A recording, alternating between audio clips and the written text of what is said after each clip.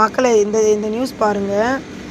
ஒரு ரேஷன் கடையில் ஒரு பொதுமக்களுக்கு வழங்கக்கூடிய ஒரு ரேஷன் அரிசி 53 கிலோ, அது போல் 5 பை 5 மூட்டை வண்டியில் ஒரு ஆள் 2 வீலர் எடுத்துன்னு போயிருக்கிறாரு. அதே ஃபாலோ பண்ணி அவர் எடுத்துன்னு போய் வச்ச உடனே அங்கேருந்து பேசி அதை ஒரு ஆட்டோவில் ஏற்றின்னு இந்த சார் எடுத்துன்னு வந்து மறுபடியும் ரேஷன் கடையிலே வந்து வச்சுட்டு அந்த விற்பனையாளர் வந்து கேட்குறாங்க.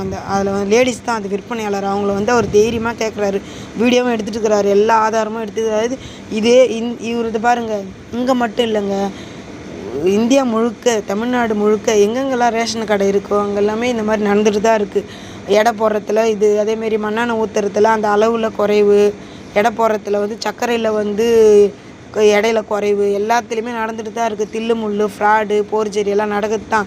அதை நம்ம கேட்குறோன்னா கேட்குறவங்களுக்கு இப்போ கேட்குறவங்க கேள்வி ஒருத்தன் கேட்குறான்னா 10 பேர் இப்போ அதே கேள்வியை கேட்க மாட்டான். இவன் போடாடே சும்மா அந்த ரேஷன் அரிசிக்கலாம் அப்படின்னு சொல்லிட்டு அசால்ட்டாக விட்டுட்டு வந்துடுறாங்கன்னா அசால்ட்டு எவ்வளோ பெரிய தப்பு வந்து இதாகுதுங்க பாருங்கள்.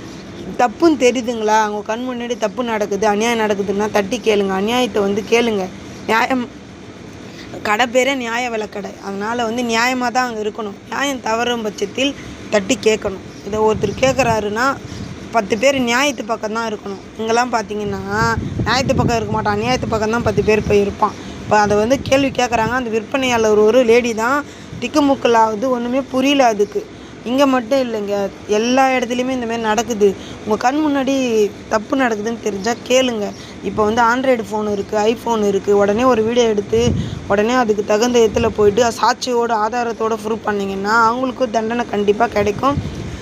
அப்போ தான் தப்பு பண்ணுறவங்க பயப்படுவாங்க. ஐயோ என்னடா இது எதுவுமே நம்ம சோசியல் மீடியாவில் போட்டுருவாங்க அப்படின்னு சொல்லிட்டு. அதனால் வந்து அவேர்னஸாக இருங்க. இந்த மாதிரி எதனா நடந்தால் தட்டி கேளுங்க.